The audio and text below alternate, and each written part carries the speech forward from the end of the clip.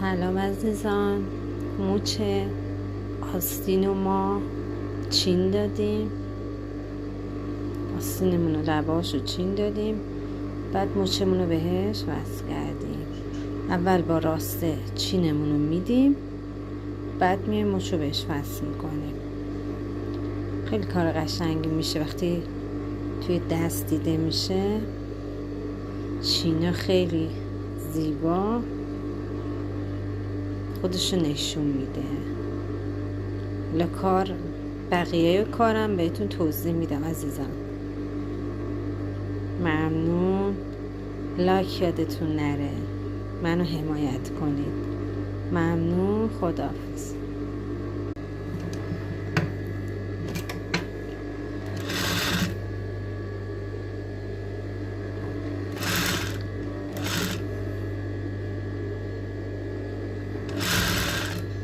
عزیزان من 4 تا چین میدم. اینم 4 چین.